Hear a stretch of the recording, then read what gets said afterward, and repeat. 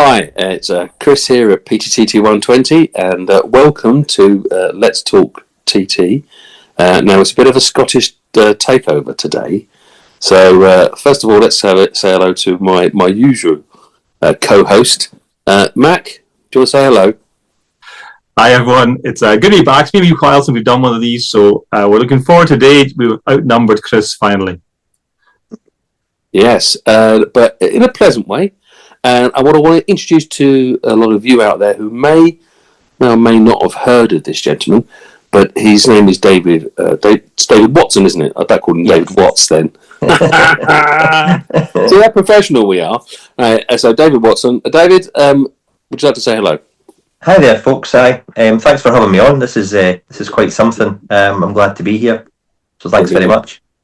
Now, the reason why we've asked David on here is because he's recently it's come to the light of all of us that he's been building a TT120 layout over the past 18 months.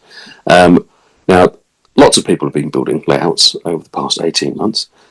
What's so special about David? Well, David actually is quite well known in YouTube land, in the other scale, 00, for a layout called... is it Dean Parkway or is it Dean Park? Dean Park, yeah, Dean Park. Dean Park. And Dean Park's quite a cracking layout. It's got a lot of fans watching it. I think he's got about 40,000 followers plus, which means he's by far the biggest YouTuber we've spoken to, by far. And actually, I would suggest probably the biggest YouTuber who's taken TT120 seriously so far. And now, Greg, when we started this little jolly of getting into TT120 and our idea of doing YouTube, we did it because no one was taking it seriously, didn't we? And we wanted to bring a bit of a positive vibe to what was going on YouTube, because so many, particularly in the 00 community, were being extraordinarily negative about it. Now, would you say our work is done now? Can we leave it to David? Retire sounds like an interesting proposition. It has occurred to me, but I think there's still. I mean, having guys like Dave jump and showcase the scale to a much wider audience than certainly I can ever hope to reach is tremendous. But I enjoy it, and I think there's a place still for a bit of dedicated TT stuff, and there's room enough for the little fish and the bigger fish.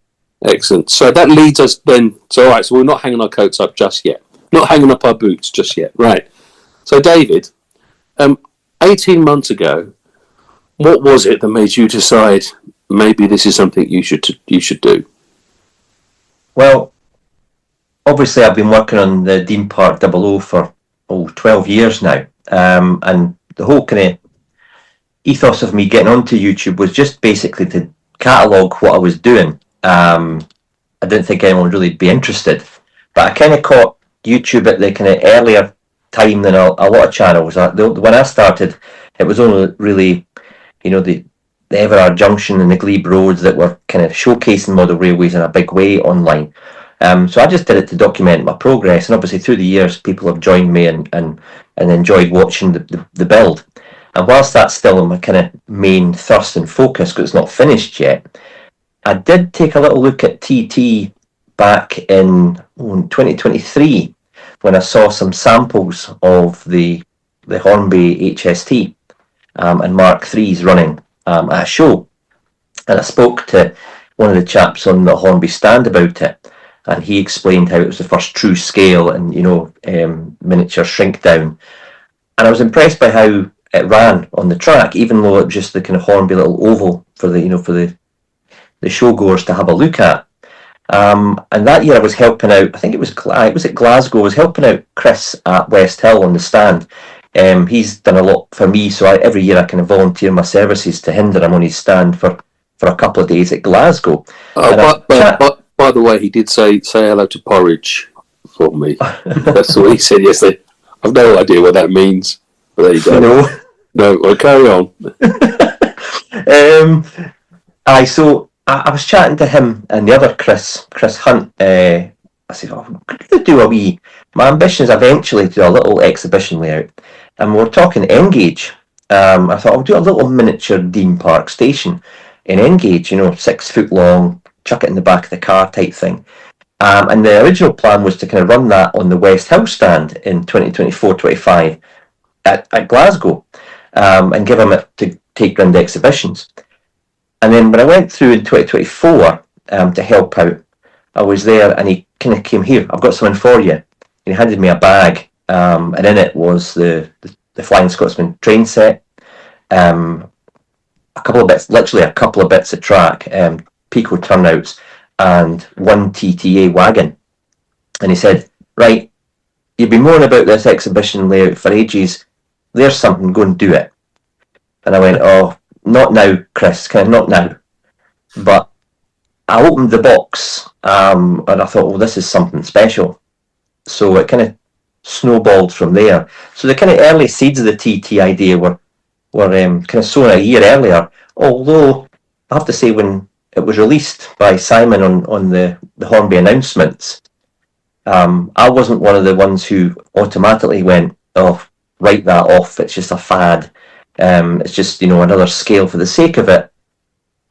I didn't think I would be going into it, to be honest, but I saw potential there for people that haven't got the room to build a double O gauge layout to any great length, apart from an end-to-end one or whatever.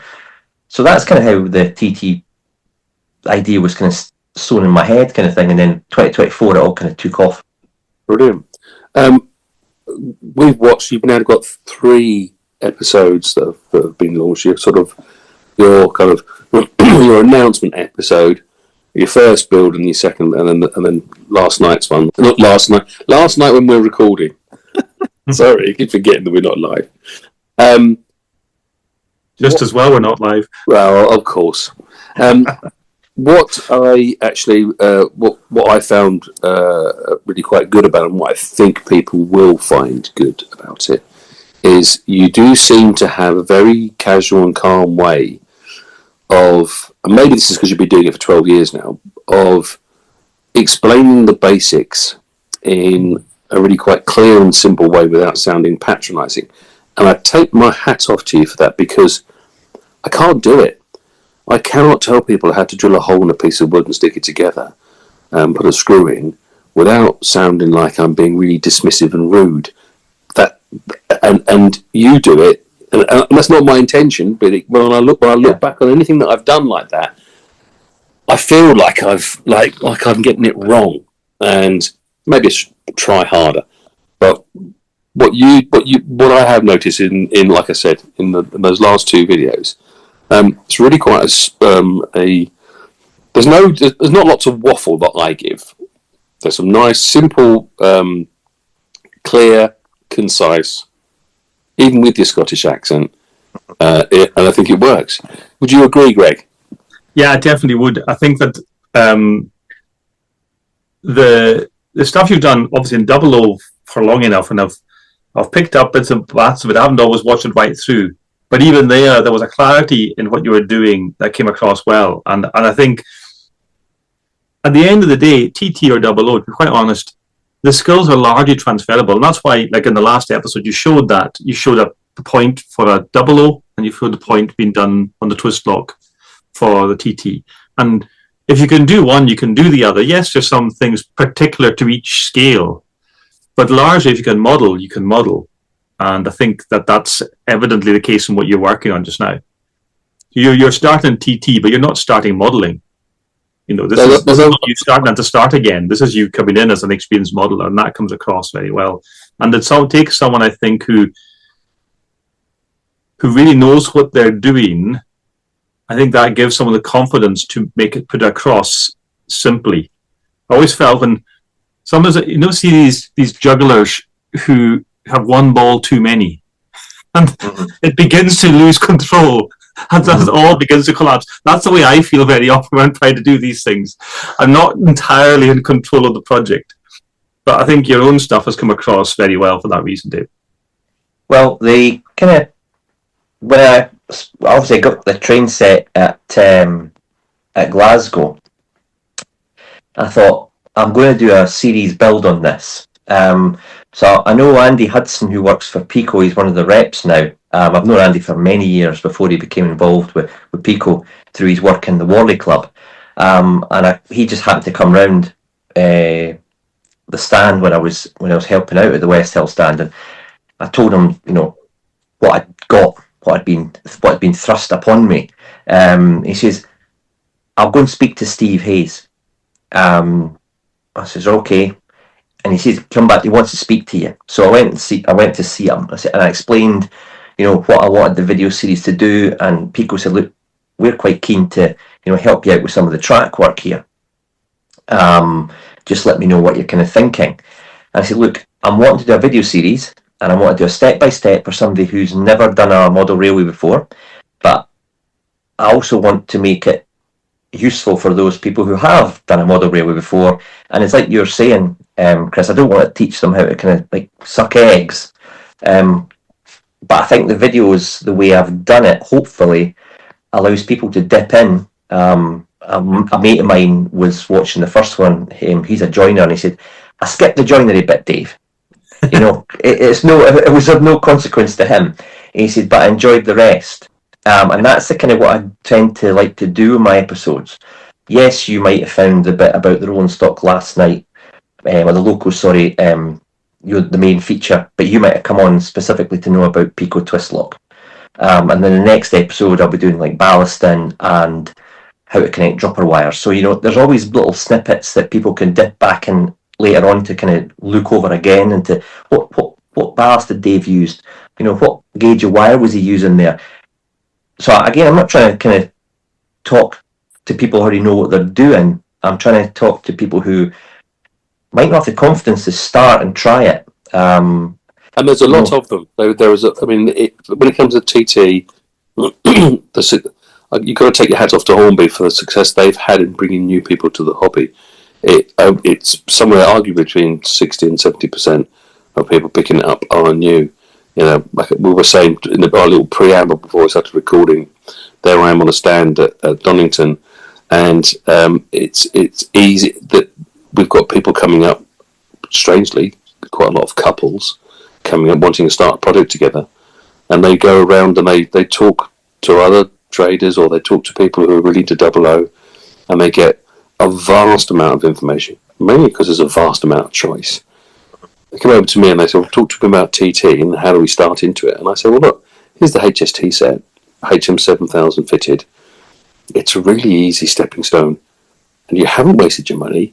If you decide you want to go to a higher end digital system, you can just swap these things over to DCC mode, and you can go and practice. You can go get into that and investigate that. But you've already with this set, you can put a loop down. You can have some fun with some sounds and some lights and some action, which is what people want these days. It's what they expect to be able to get hold of in an easy format." So, I do think that your series is going to be popular amongst these new people, because it's a nice way of looking at it. I was also intrigued. When I watch people's YouTube channels now, I find myself actually watching their production ways of doing things. That's weird. Andy Hudson's just messaged me. But I won't tell you about what. But anyway, not when we're live. Not when we're live, no. That's thrown me now. What was I saying? What was I talking about, Greg? You were talking about the sets and folk kind of getting into that as an easy way to go into and saying that add to it later on. So I was listening.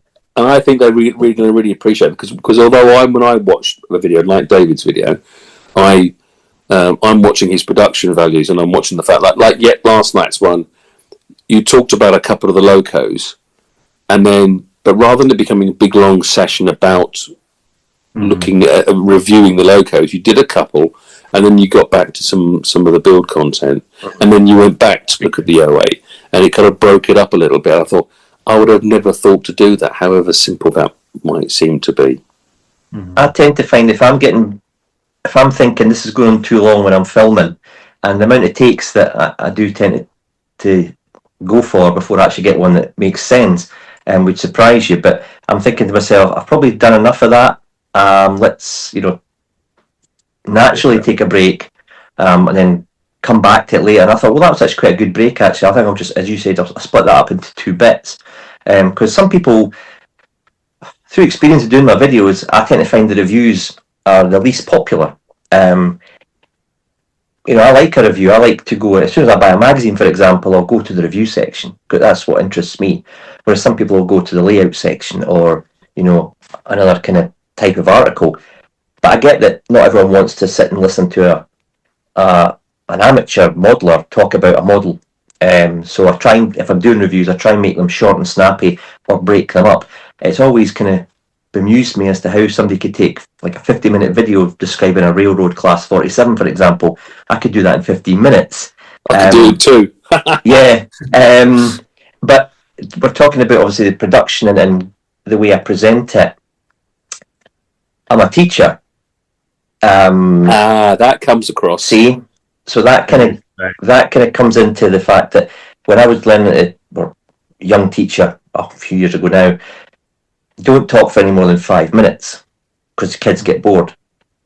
And I've always kind of thought to myself, you know, 5 minutes, 5-10 minutes of doing something, and then I'll have a little running bit, and, you know, some shots of the trains run, and then I'll come back.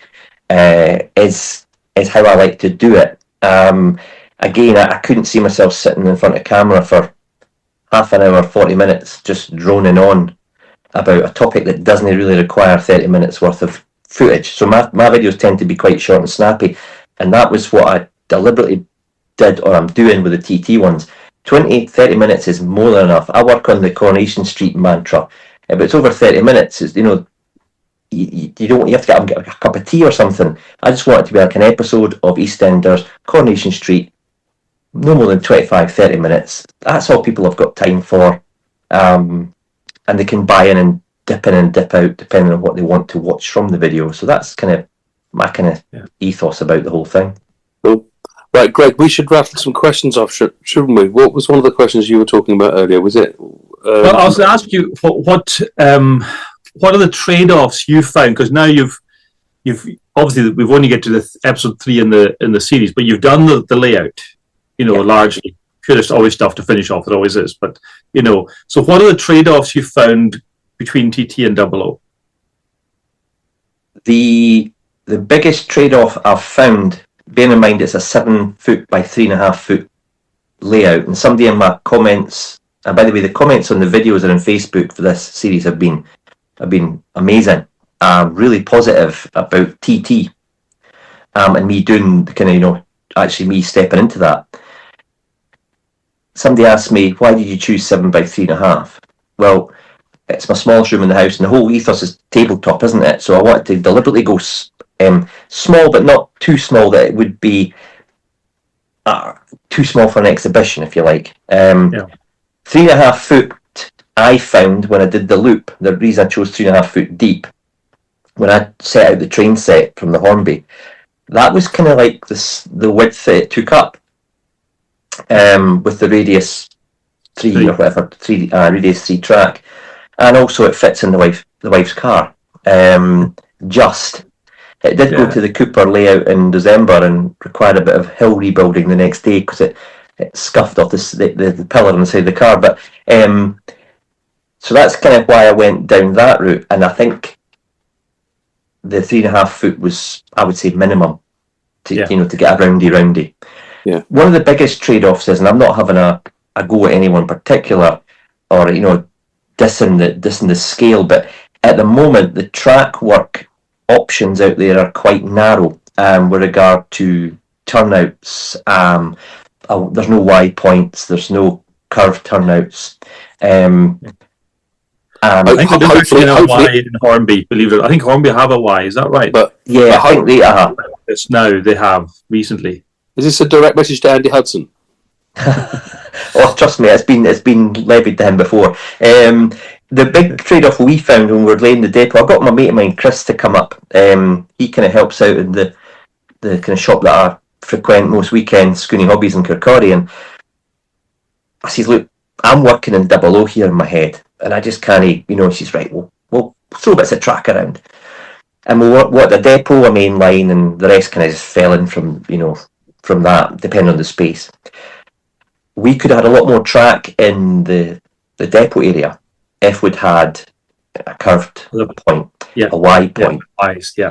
Double slip. So that's kind of the limitations that I've found with being one of the earlier modelers. I mean, obviously you guys have been around doing this scale for a lot longer than me, but I've watched your videos and just seen other people tackle TT. There was a little bit of a limitation with regard to the because people will comment on this, and we are just going to say some simple things out there, but just to help them along their journey. Yes, we know that Hornby brought out a wide point now. Yes, we know that there's a whole range of Tillig products like a double slip and curve points, but they are still code. I think they're code 83. I think Hornby's code 83 and the Tillig's code 80, or the other way round. It's still a fat boy rail. That's a double O. As far as I'm concerned, it's a double O scale rail. I think it looks way too big. The code 55, I love it. I've been playing around with some C&L stuff, some fine scale work, but also just some kind of a bit of a gap underneath the rail. But even the double-footed 55 that Pico brought out, I think it's bang on. The sleeper sizing works perfectly. I feel as frustrated as anybody else. I'm a big fan of Pico. I've been using Pico since my dad came home with a length of FlexiTrack in the 70s and said, this is what we're using from now on. And bin all that Hornby stuff off. And I know, Pico have to do things that we're going to pay, and they have to consider the fact that they are shipping track HO and a whole range of tracks all over the world. But there's just, if I had one wish, and that was just say, come on, Pico, get the rest of it out there. You've got the designs for it. You know how it works. I know you can produce it. When you produce it, it'll be brilliant. It'll be perfect. It's exactly what the show builders want to build, because that's the one thing that I think isn't reflective of how well TT120 has been received amongst the railway modelling community is the show layouts. It doesn't. It's still, one little layout here, one little layout there, either a Hornby magazine's layout or Hornby's layout, or and that's why I'm so excited by the fact that there's a bunch of people who are going to be bringing out some good layouts. And this is not to say that the other layouts that other people have taken to shows aren't good, but there's one or two here and there around the country just isn't enough, and it isn't reflective of actually how well this is being received, this scale. I think as well, what you mentioned there, David, in terms of the fact that you could have fitted more in, there's almost a real juxtaposition there, isn't it? Because half of the selling thing of TT is you can fit more in. You go this scale because you can get so much more into a small space. And then you can't get as much as you could have done simply because the track options are not yet there. And they will come, but we can only say that so often. And, 3 years down the line, if you like, I think folk are finding that's kind of we're a wee bit thin when we say, oh yes, but the wider range will come, and you will get this and you will get that. You just hang on. There will be some great Western stuff. There will be more Southern, and there will be this and that and track and the rest of it. And so that is a frustration at this point, perhaps. Not an insurmountable one, but I think you're right. That is probably one of the biggest trade-offs in TT at this point. Well, yeah, the Pico track's brilliant. The trains run so well on it. And their FlexiTrack's good as well. It's not like the FlexiTrack code 100 or 75. When you flex the TT track, it almost stays. It's got more of a rigid flex to it, and we found it excellent when we were laying it. It really does work well. Yes, it's limited in certain areas with the turnouts, and we could have got more in there. But obviously, I've got a back scene that's chopping the layout by a third. Obviously, so I've got all my storage yard at the back for obviously exhibiting. If I was to have a nice just home layout with no back scene, because I'm not exhibiting, I don't need a fiddle yard or a storage yard. There's a lot of track behind that back scene that doesn't get seen. So I could have had a lot more on show, but where I wanted the depot, I was limited to kind of the train. The local comes in, it's got to then back up to a head shunt, go to another head shunt to back up to the fueling point, and we threw points and bits of track in for weeks to try and get that to work. and we had to get, there was a compromise. As with all scales, as I said in one of my videos, I can't remember which one it was, have a list of things you want to do. They'd be prepared to shelve some of these to make other ones work better. And we had to do that. You know, we just had to do it. So now you've got to the end of it. You haven't shown all of it, but you have built it. It's almost, I presume it's almost show ready. It's got, there's a tunnel obviously, and it's got a hill. The hill's been base layered. It's not got any details on it yet. We've got some stuff to work on that. And then there's going to be a kind of little pub scene in the corner. And we're working on that just now. So I'm busy trying to work out how that's going to kind of fit into the scene. And then it's just a case of detailing, for example, street lights, depot lights, railings in the depot, all the little things that you could, you know, do for half an hour here and go away. The major jobs, if you like, all the wiring, and that's hopefully all complete. Yeah. So does this mean, have you got a taste for it now? I have, reluctantly to say to start with, I've actually kind of rather fond of it. As I said earlier, we went to the Cooper show in December, and I was working. When I came home from my holiday in October, there was not a scenic bit of stuff on the layout. And I knew I was booked in for the 13th of December for this one-day show. It was going to be our soft opening, our dummy run. And I worked about 4 hours a day on this layout. Whether getting home for work and then think I've got to lay the cable trunk and I've got to do the ballast and I've got to do that. And honestly, I drove myself mad to get ready for this exhibition. It was one of the guys actually. I know said that to me, feeling. Nothing like a deadline, is there? Nothing like a deadline. He said, look, go to the show. People are actually going to see your hillside that's just been painted brown but it's not got any grass. And they're going to see the road that's not got a pavement bit on it. And they're actually going to say, oh, that's how it comes together, because you've also got a staged completion from one into the other. And that was quite good, because a lot of people said, oh, that's what you have under your static grass. You know, so I was able to actually say, you know, plaster cloth, then your brown paint, blah, blah, blah. So it actually worked quite well that it wasn't finished for Cooper. But the number of people that came up, the young kids, who I gave them my phone, and they were driving the HM7000. In fact, sorry, it was the Z21 we powered up for the day, because we had 3 or 4 people operating. So it was all phone-based and tablet-based anyway. The amount of people that came up and were just fixated by the detail we got in 7 foot in TT. And that's what's really impressed me. And I've got the locals are fantastic little models. I mean, the HST and Virgin livery, it's just a work of art. So I'm now looking forward to the future announcements. Like, for example, the Mark IIAs coming from TMC. We're going to get a rake of NECs there to go with the Class 50 NEC that I've actually picked up today. I'm excited for what's coming now. Now that I've nearly finished in inverted commas, obviously, but I'll be looking forward to taking it around my local shows this summer and autumn and showcasing it. I'm proud to do so, actually, because I think it's a great wee scale. Let me just step in there. What shows are you doing this year?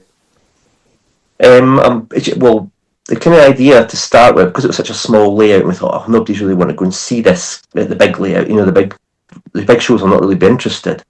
They are. Oh, they are. Yeah. We're booked in. The first one booking was May. I've got a Glenrothes show, and then I've got Cooper. They did Cooper do a summer show, but I might leave that because I'll be at Cooper in Christmas. I don't want to bore the locals. The chat from Falkirk showed their interest, which is Falkirk one's in November in Grangemouth. But the one that we've booked in for kind of the big opener is Glasgow in March for our 60th show. So that's a full 3-day hectic run. Hence, I was so keen to get the kind of soft opener at Cooper to see how it handled for a day. Did it perform well? That's the kind of 3 show. I'm not wanting to sicken myself with going to show after show after show, because I go to show after show after show in Scotland. I'll go to Perth, I'll go to Glasgow, I'll go to Lothians. I don't want to see the same layout at every show. As a paying punter, I've started to see that a lot, because obviously clubs have got a limited amount of layouts that can take along. So I'm trying to keep it fresh, but I'm trying to get it out there. So 2 to 3 a year. At the moment, I'm just based in Scotland, but I'm not going to be travelling down to Ali Pali anytime soon, because that's just a lot of hassle. Is Birmingham too far south? That's a loaded question, by the way. In case you hadn't picked up already, that's definitely a loaded question. The issue is, and this is where it's an advantage to me in some areas, and which is a disadvantage to others, is my job. I can't take flexi leave. I'm kind of bound by school holidays. So ones that are local are good because I can put it in the car or a wee van or whatever on a Saturday morning and be set up within half an hour, or nip it up on the Friday night and leave it. Glasgow is posing some logistical issues, being a 3-day show, and me working obviously on the Friday. So I've got a team of people that are going to be operating it over the weekend with me. At the moment, I don't know. I'd have to speak obviously to the guy who's kind of been helping me out, Chris, to see what kind of shows and what kind of radius we would be prepared to take it. I know I know TT's popular out there. Shows want it. I didn't think they did, to be honest, but after the guy for Glasgow came and approached us, I know. What do you teach, Dave? I'm a technology teacher, so it's graphic design. And surely then there's a school trip involved on a Friday that you could take some of the kids down with you. Well, give them an experience of these things. Well, surely that can fit in. It's not the first time I've engineered a trip around my interests. I think back in 2006 I took a golf holiday up north with 5 boys for a whole week in a minibus. I really enjoyed the golf. And then I think I took them to York in 2019. Nothing at all to do with the model, the rail museum there and the model shop at Monk Bar. I never know. You never know. I could engineer something around NEC, I'm sure. Yeah. Now, I've got a question from the young southern boy, Sam, from Emperor's Path. And he wanted to know, what do you want next? Because I'm sure you've dipped in and out of what we've been talking about in the past on our channels, about the locos that we are aware of and what we believe are on the wish lists, and we know that we think this. I'm presuming for you it's going to be diesel, and I'm presuming it's going to be. We know in the pipeline. We know that there's things like the 31 and the 47 because they've been sort of discussed, but we just don't know when they're going to come. Mm-hmm. Is that one of those something attractive to you, or are you thinking anything else? Well, my kind of original tag on the YouTube was my Dave Class 47, and that's kind of like on my emails and everything like that. So the 47 is obviously going to be up there for me. It's my favourite kind of BR diesel. Yeah. I know you hinted at kind of one of them in one of your videos. I recall the thumbnail was the Virgin 47 with. Yeah, that's me subliminally trying to control Hornby because they brought out these Virgin coaches with nothing to put them. And they keep saying, yes. Yeah, and I said, well, look, just do a 47. Do your blue, your early blue, the small logo BR. Do your big blue, big logo blue BR, and then bring out the Virgin 47. And then we might have half a chance of selling your Virgin coaches. And they might, if they'd done that a bit quicker as well with the Swallow version, they would have sold a lot of these Mark II F Swallows that are going at bargain prices now. You're right with the Virgin coaches. I'm sitting on them just now, because I'm thinking, who's going to buy them just now? Because there's nothing to run with them. But if someone was to come out, I would snap them up, because obviously we've got the Virgin HST. What else would I like to see? Well, believe it or not, I'd like to see a Class 800 in GWR, the buy mode, because then I could run it on my layout without putting overhead wires. I think Hornby would be missing an open goal if they didn't bring out an Azuma. Yeah. Because when I was at the show exhibiting this Westbourne, all the kids he wants it. Have you got any LNER? I went, no. Because that's what we see up here. Very limited up in Fife. We see HSTs and ScotRail. You've got multiple units, and you've got the Azuma that goes through Fife like 3 or 4 times a day. and the kids want to see and want to play with the trains that they've been on a day trip. I think Hornby really need to focus on getting that, because the railroad Azuma is a fantastic model, and it's sold like hotcakes around the Christmas time. So a 47, an Azuma type era train. What else? See, I'd like to see a Class 26 or a 27 because of its Scottish background, but that's not going to be any good for me because I'm doing the Western region, you see. This type in the Western region. They're so small, these TT layouts. You can easily fit in 2 or 3, I'm sure. And that, your wife's car will get a bigger car next time round. You fit more in. My wife wants a spare room back. Trust me. Mark it up, push it on, build another one. That's a possibility. What about you mentioned there, at the show you switched to Z21, I think it was, but you've obviously had some experience of the HM7000 as well. I don't know if you've done that 00 or just GT or what. What's the positive negatives there for you working it? What a great value decoder for a sound decoder, really.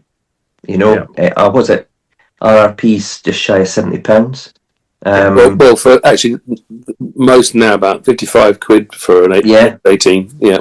So I'm thinking to myself, you can get sound in a loco for well under £100. Yeah. I started off actually using them in my 00. I can't remember the first one I did. I think it was maybe the Class 91, and I put sound in that, and then I got a Lego Man Biffo Class 91 sound file with the same speaker setup. And I tell you what, it's really quite close with the kind of playability. I think the HM7000's been a fantastic success. We've got them in all our locos.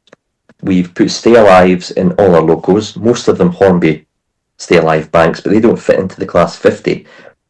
Mm-hmm. So I had to go down. Is it AE Stay Alive? Models, yeah. So we've gone down the route. We've got some from Rails to fit into our 50s. I beg your pardon. They are AE models. I know that you're not input into them, Peachy. Just you let it go for once. You mentioned the other retailer on my channel. Sorry. I'll never get invited. What a great retailer Rails are. I'm not a brilliant retailer. That Rails you can stop. You can stop your starting as well. And the video for this new. Blah blah blah blah blah blah blah blah blah blah blah. They are enough. There's plenty of shops. There's plenty of empty units at Waverley. But I think for the price, and I mean, you guys obviously played with them, and the TT is just like we have. The sound's pretty damn good coming out that small speaker. Especially the later models where the Hornby designed their own, and Carl Hart really wanted to have a look at the technology they're using in phones and put baffles in the sound chambers. So the baffles in the MacTrains. I think the first time we saw baffles would have been in those Duchess classes, and the wail from their main horn or hooter, or what you want to call it, it's fantastic. It's got a real depth to it. And then the 50 turned up, and that sounded fantastic. And then this 37's turned up, and it's phenomenal the way it just grumbles along. I think Chris, who creates the design files down at Hornby, has done a cracking job with that one. I'd agree. Yeah. No, I think your point is right that even if it wasn't the Bluetooth, the value proposition of the HM7000 as a sound chip is streets ahead of everything else, and the fact that you can then swap it out for a different sound profile, or you can update it to a newer sound profile when it comes out, or you can adjust it, and all these things really on the fly. I mean, if someone was really wanted a bit of sound, didn't 1 or 2 chips, and if you had to, you could swap them out between the locals you were using if you needed to. There's ways of making it really very affordable. But you also mentioned the Stay Alive, and I think certainly in TT world, the Stay Alives are very helpful. And it's plug and play as well. That's the big thing. There's not a solder needed. You know what I mean?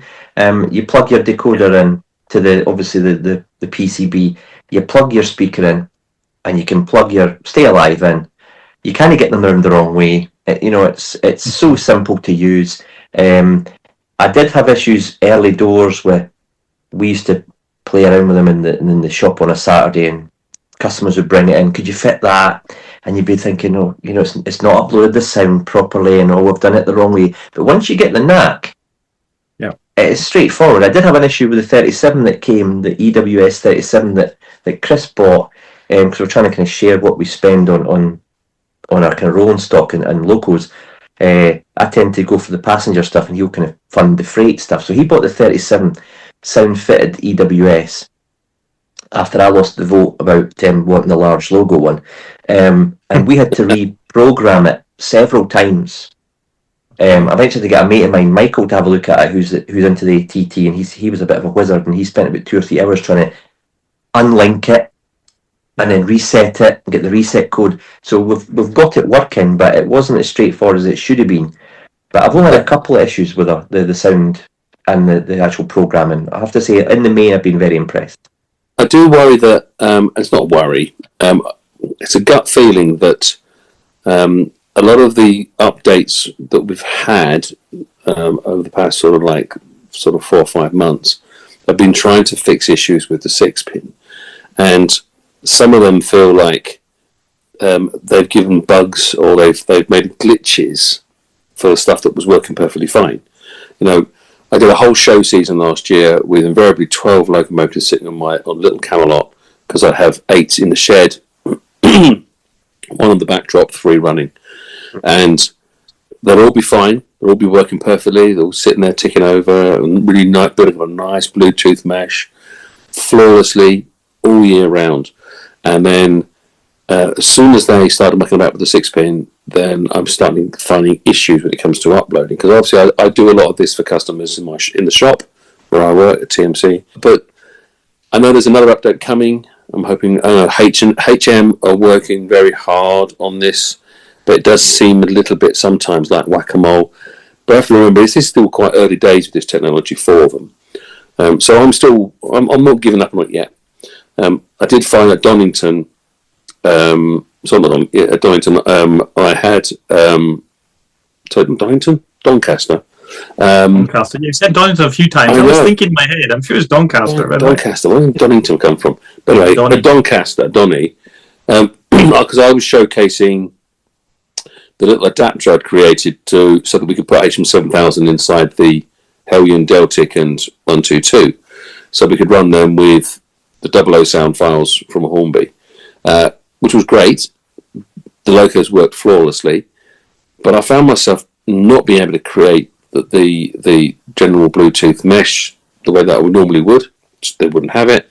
I had to go using the legacy system where you're almost doing a direct feed. Now that works fine with 1 or 2 locos, but I know that I would have had an issue if the Camelot would have been fully loaded and in full operational mode, not on just display mode like it was this past weekend. So the point I'm trying to make is I've got faith that Hornby is still HM, who are owned by Hornby, are still working on this, and they're going to fine tune some of this. But the problem that you were describing there, David, does sound like, particularly because the 37s are quite new, this wouldn't have happened pre-6-pin. You'd have just got that in and it would have worked fine. But like I said, they're working on it, and hopefully we'll get back to where it's easy again to install sound files into the next 18. I think that comes back to as well for someone new to the hobby, it's critical to get that thing working first time, straightforward, the way it's meant to work. Because they're not going to spend 3 or 4 or 5 hours unlinking, deleting, relinking, finding an expert down the road who they know. They'll just say this doesn't work, and it'll get either sat in the cupboard or it'll get sent back to Hornby or the retailer it got from. They never get set in the cupboard. They get straight back onto the retailer and say, I want a refund, it doesn't work. Yes.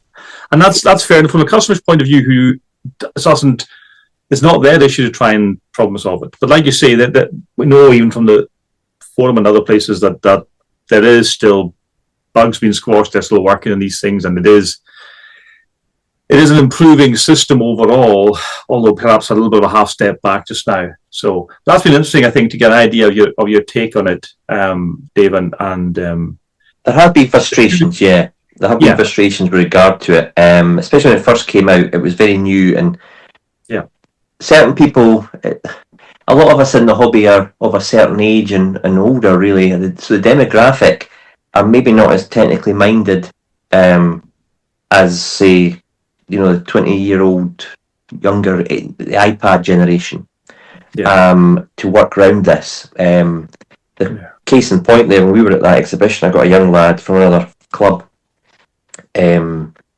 kind of help run the layout for us, because there were only two of us. So we kind of had him on we say, look, it's Z21. Here's the files, copy it over to your phone or your tablet.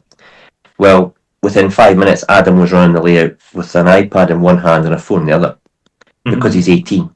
And that's just natural to him. So, yes, that's great that Hornby may be bringing all this tech in. And to the young generation who are going to be into the hobby, for hopefully decades to come, they're going to be, this is the norm for them. But for people like me in their 40s and maybe a bit older, this phone thing's, it's the dark arts. How does it all work? What's Bluetooth? I've tried to explain that to some people, and it's like, no. Where's the wire kind of thing? Where's the wire? When there's no wire. It's done through the air. And it has to be right. You're right, because some people are not going to persist. They're going to stick it in that cupboard. I don't like it. And once the blinkers are shut, they're not going to open them again and say, let's have another go at that. They're going to go, I'm just going to buy an N-gauge layout and run it off a 12-volt DC.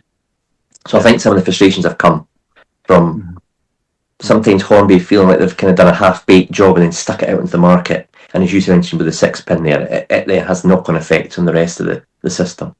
Yeah. I mean, to fairness to Hornby, I agree with you. Sometimes it does feel like that. But then they're under commercial pressures from people who, within that, I think all companies will have someone somewhere that's not remotely, but their focus is on actually making something profitable. And they'll say, right, you spent enough on that, you need to get some return, get it out there on the market. And that's a hard one. It's a hard one, because then because you're the person left on the coalface, whether that's, retailer or Martin Weaver at a show, standing there and going, yep, we're aware of these problems. Yep, we're working on this. Yep, no, we're really sorry that you're having that experience.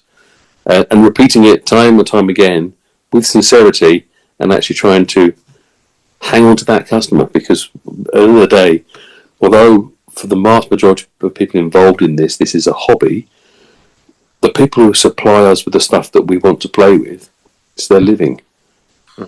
Well, I just jump in on that one, right? You talk about Hornby at shows and people coming up and this isn't working. Why are you not doing this and this?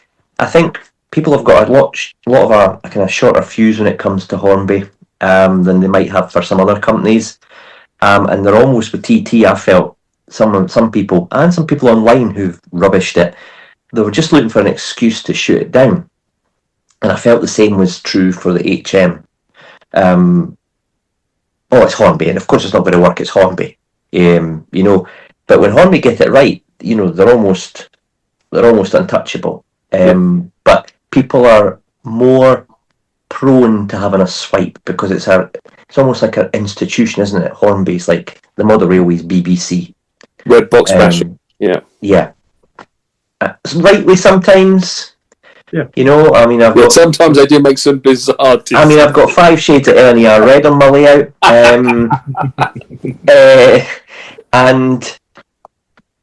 But I've also got some of the greatest models I've owned on my layout that are out of the red box. So when they get it right, they're great.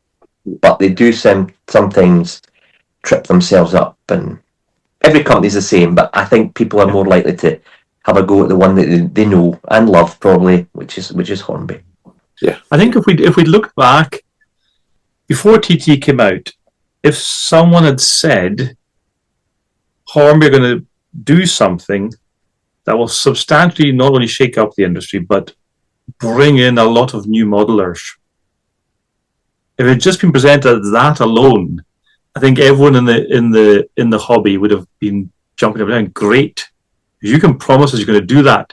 Do whatever you want to go and do what you need to do that, because the hobby needed that injection, I think, to be quite honest, of new modelers coming in.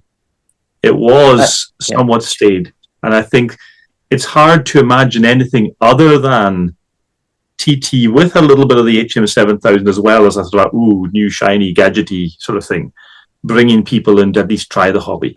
And that, I think, has always been Hornby's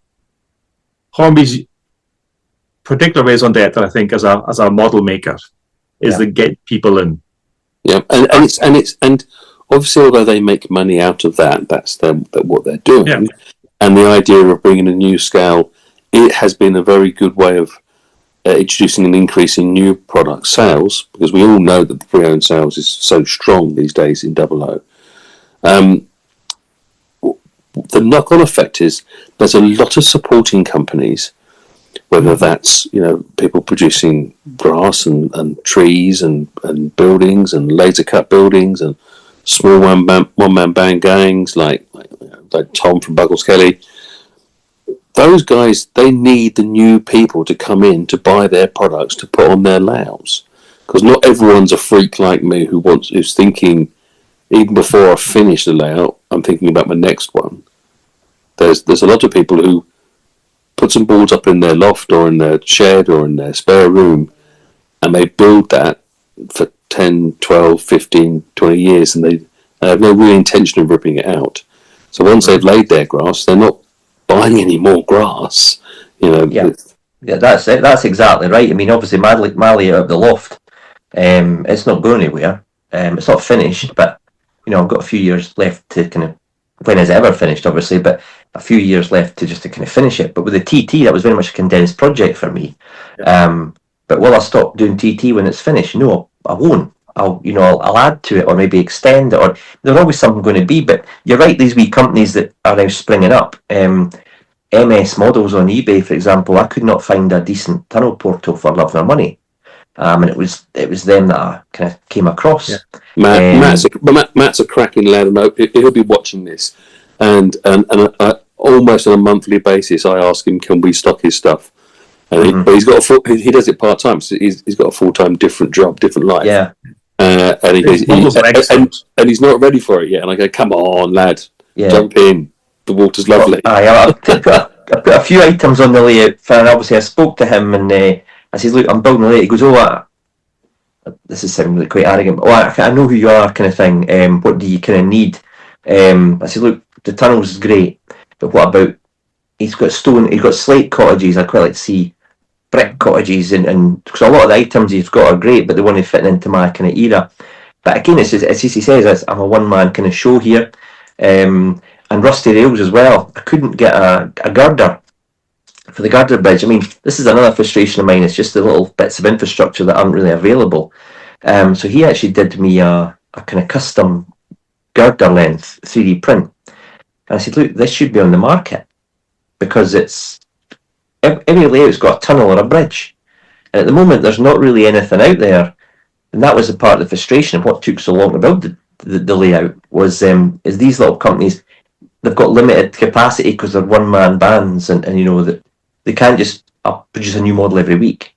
And I think with the scale taking off a little bit more, I think with Heljan coming on board, and obviously Revolution got in their wagons, I think it's kind of cemented the future of the TT scale. It's not just relying on Hornby anymore. I'm looking forward to the Deltics, and we've got a 122 ordered as well. I think that's kind of cemented the long-term future of that scale, which is good. Because a lot of people at the start didn't want to invest in it because they didn't think it was going anywhere. And a lot of the naysayers said it'll be 3 years' time, it'll be in a bargain basement selling Sports Direct. Mike Ashley will have sent it to one of these sports shops to kind of sell the train sets off. I don't think that's going to happen now. Especially obviously your TMC bringing the Mark IIAs out, a run-of-the-mill coach, so many livery options, ran over periods of time, from mainline to preservation. You've got a product there, which is going to go a long time. I'd like to see Hornby do. We touched on the Mark I's earlier. I'd like to see them do a full suite of the tooling for the Mark I's, and not just the variants they've got. I know from them we're most likely going to be seeing new liveries, and we all want Blue Greys, and we want Network Southeast in those Mark ones. I do wish they would also unplug the stopper on this idea of only doing 2 toolings per coach. It's just, come on, guys. We need more than a brake and a composite. There are other things out there. And yet I get it that the newbie doesn't really care. They'll buy 5 Burgundy coaches. They don't know what it's called. They don't know what the C on the end of it is for. They don't really understand that. They don't care. It runs behind their Scotsman. It looks great. But all this idea of it being taken seriously by the core of the hobby and appearing on layouts like what you're making and appearing at the bigger shows and getting on the show circuit, it needs a bit more joined up thinking. I really wish Hornby would actually rethink about how they go about this. I know they're a bit of a tanker that's hard to pull round because they make many more quantities of these products, so that the market has something to buy. But we're going to ask you how you manage to keep quiet the layout builds quiet for so long. But I think that's also yes. How did you do that? 18 months with barely a peep. I'm quite shocked myself actually because I'm not the most. I can keep a secret, but I like a gossip. Well, obviously on the day when it was presented to me, I spoke to Andy Hudson and I spoke to a couple other people that I knew, and I kind of then went away and beavered up, made my baseboards, and got my mate Chris to kind of come on and help me with the track laying. And the people kind of round about 2 or 3 of the guys I kind of meet up well on a Saturday at Screening Hobbies, we call it the Saturday Crash.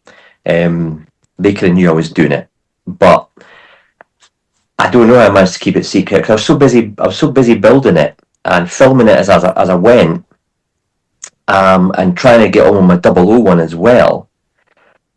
I just didn't get really round to mention it to anyone. It was a simple case of I let it slip a couple of times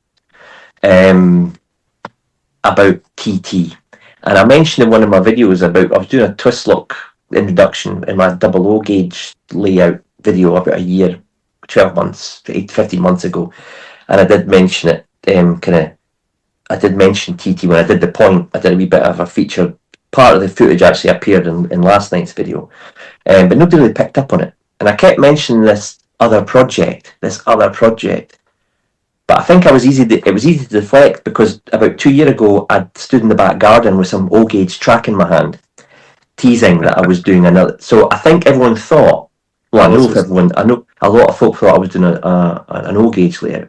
And the day before I announced the video coming on the 1st of February, one of those guys who follows me on the Dean Park Facebook group, he said, "The O gauge one at last," and I replied, "In January in Scotland, I'm not mental. You know, I mean, I'm scooping the water off the top of my bushes at the moment. It's so wet up here."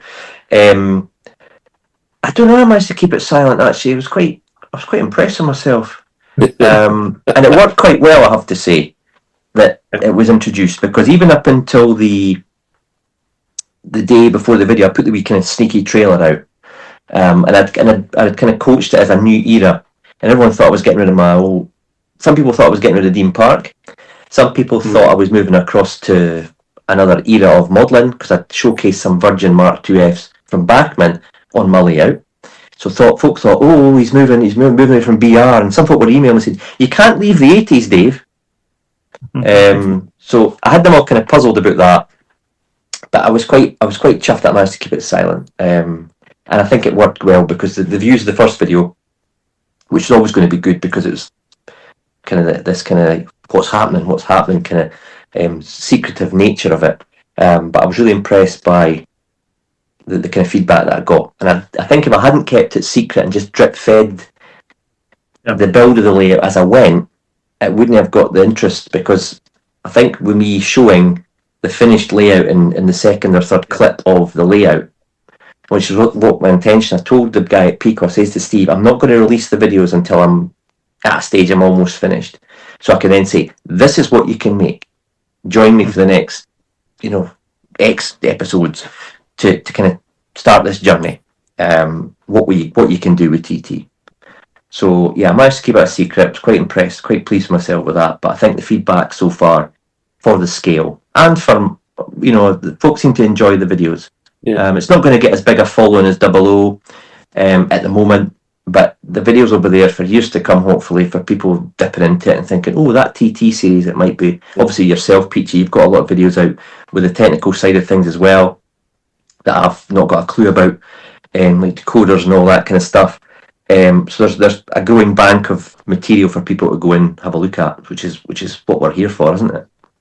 Something you mentioned there is something that both Greg and I recognise and have recognised for the past 3 or so years is the level of positivity that we've had within our little growing community, and I was kind of expecting that I was expecting you to get some really positive comments from the TT community. I was worried that you might get a little bit of a kick in from the 00 gang, but that seems to have calmed down now a bit. I've not had any. I've only had one, and then the person or persons will not be watching this. One comment which I found quite bizarre, that they suggested that I should have put the TT series as a separate channel on my YouTube, and I shouldn't have mixed it. And I'd lost 2 subscribers as a result. I saw that, yeah. I found that quite disappointing. Everyone's entitled to. I don't chase subscribers. If you want to watch my stuff, watch my stuff. If you no longer enjoy it, but feel free to move on, and I wish you all the best. But the argument I pushed back on with this particular gentleman and I think it was his partner, if I'd put it on a standalone brand new YouTube channel, Google doesn't push new channels that are tiny. It's very difficult to grow now on YouTube. There's so much content out there. Yeah. If I'd launched it on, if Everard Junction, for example, had launched it with his 90,000 subscribers, the sales would have gone through the roof. Yeah. Because size, unfortunately, doesn't always relate to good content, but the big channels tend to grab a little bit more of the limelight, unfortunately. If I'd done it on a standalone channel, I wouldn't have got the views.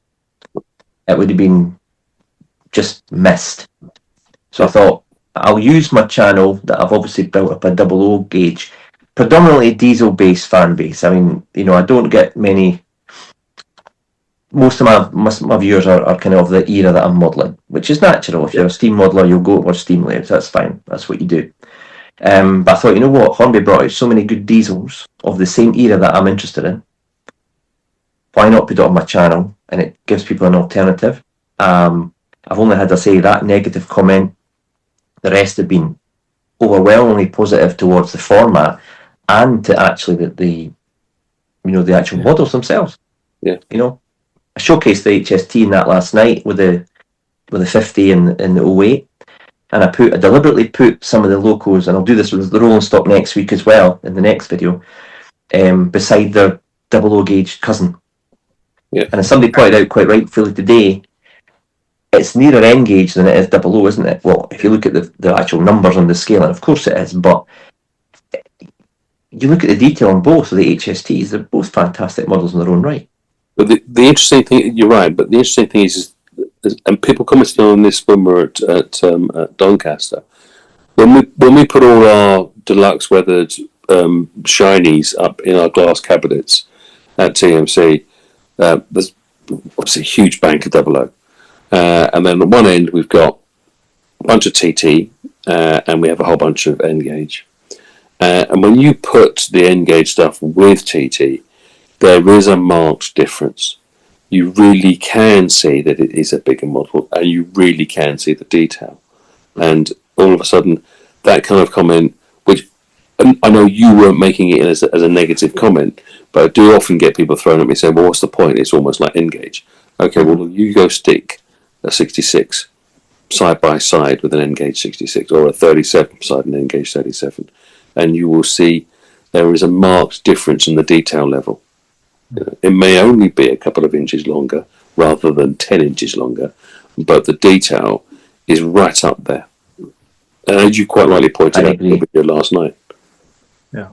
You won't have had this because you're going between the two scales all the time, Dave. But a few months ago, I went back to clear some space where my old double stuff had been.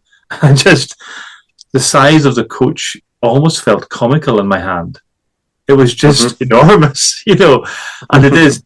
I think I wasn't prepared at the start, even though, I knew the numbers, I could have done the sums in my head, but that this TT will be 1/4 the volume, almost exactly, of 00. And that's there's a substantial difference there. And yet, by no means is it sort of 25% of the detail. You're probably at 85% of the detail, I would suggest, which is quite remarkable. And like you say, with Hellion coming in as well, from what we've seen of the Deltics and the 122s, they're going to match that standard, if not go past it. So that bodes well, I think. I think with the 00 as well, when I was doing the layout and my mate Chris came up and helped me, and we were discussing hills, even the size of the hills, the height of the hills. He went, Dave, you're thinking in 00. Thinking TT. An embankment is usually just taller than a Mark III. You've got it at 3 Mark IIIs tall. It would never be that tall. And you're right, you've got to kind of get into it, because you're thinking 00, because that's what I do, because that's obviously what I've been doing for the past 12 years, or if you go back to my childhood, the last 30 odd years. And you're right, when you pick up, when I go up the loft to play trains some nights, they're massive. And just because you're so used to working in this TT now, certainly with me the last few months, but it's weird to go up the loft and handle a 00 gauge coach. But you're talking about the detail in the models there. I had a look at the 66. We've got, I think it's 4 of them. We've now got 4 Class 50s. I say the NSE one would join the fleet today. You turn that upside down. That was designed to be a 00 gauge model, I'm sure, and they've just shrunk it down because the detail on there it's all there. The 66 is an absolute peach. It really is. A lot of, I don't know if this is all, I don't have a direct line to exactly what Hornby are doing, but there is a trickle down. So if they bring out a new CAD in TT120, particularly because they've got the research and they've got the exterior body detail, there is a trickle down to some of the. At some point in its life, I think, unless something really bombs in 00, those things I think will trickle down. So the things that we have seen in 00, one day I think will trickle down to TT, like the Flirt. I think we'll probably see something like Battle of Britain, which I would think would be fantastic. They've got some good stuff in Great Western, but I'm not quite sure what their newest tooling in Great Western has been. But that stuff, their new CAD stuff, is going to trickle down. They did a brilliant Black 5 in 00 recently, and we would all wonder what on earth is going on if a Black 5 doesn't appear, and sometime soon. Yeah, I think you were suggesting that almost the other way around, weren't you, in your last episode? There's some stuff almost will trickle up. Some of the stuff that has been custom designed for TT in this just now, surely it's going to appear in 00 at some point because the work's all there and done. Well, I mean, Hornby, and Chris, you know more of this being obviously in the retail trade, but they produce a lot of railroad 66s, Hornby, and they sell because they're under 100 quid. It's not got the detail that most of us would aspire to have on a loco, but there's still a market for it. I don't know if they'll scale up the 66 to a full fat version, because we've got 2 obviously new and well-regarded models on the market there already. It's the same with the 37. The Curoscale's 37 is a stunning looking model. Yeah. So if I was in any way kind of looking at what I was going to be doing in 00 for Hornby, I'd be thinking, well, we'll put that on the back burner for a while. What's the point? I mean, same with the 56. I mean, you could argue Hornby had the 56 in the range for years. Obviously, that's been superseded by the new Carol X one, which is a beautiful model. you know what, that 56 they've got just now, with refinements and updates, that would be a cracking TT model. And again, you're talking earlier about the Hornby joined up thinking. You've got your co-hoppers there. It's just crying out for something to go with it. And I think that's actually where, if you look at a company like a Security-Scale, they've got their Power in Britain range. They'll try and link their locals to some of the rolling stock and vice versa. I think Hornby need to start doing that with the locals they're bringing out, especially you've got these beautiful hoppers. We've got, I think, 15 of them. They're far too shiny and new just now. But if you brought out a Class 56 or a 60 in TT, especially something that's going to wear the triple grey, you know, that would sell, surely. Yeah, you're right. So, listen, we've pulled Hornby's plans apart enough, I think. I think we've blown enough sunshine up your rear end about how pleased we are with what you're doing. Listen, David, it's been wonderful that you've taken your time out to come and talk to us. I appreciate it. No, my pleasure. I mean, it's really been good to be able to kind of chat about what I've been keeping quiet for 18 months, really. It's almost a good therapy session. And no, I really enjoyed it. I mean, again, you don't want the same people all the time, but I'll be happy to come and chat again about anything TT, because it's been kind of a success for my own modelling. I've really enjoyed it. I've been surprised by it, and pleasantly so. So yeah, I mean, I'd be happy to keep in touch and chat about anything related. We are genuinely. Your channel has been out there a long time. You've built it up. You worked on it, and you didn't have to give your time to us for this, and we appreciate it very much. So thank you. Oh no, I'll talk trains to anybody for as long as as long as they can put up with me. Obviously, I did it as in a standalone, as a kind of an exhibition layout. I wanted to get it out there, and I wanted an exhibition layout so I could actually go to shows and not have to pay the entry fee. Or the hotel fee. Yeah. As a Scotsman, that's important if you're tight as me. But the positive comments that I've had so far via the videos have really been unexpected. The comments that I got at the mini show that I did were, I mean, Chris and I still talk about it. You know, they were so sucked into what I could fit in the small space. We've had a couple of guys who came from the show, went down to Skinny Hobbies in Kirkcaldy, and I see them on Saturdays. They're buying more track. They came in and bought the Class 50 blue that was in the cabinet. There are people now modelling it.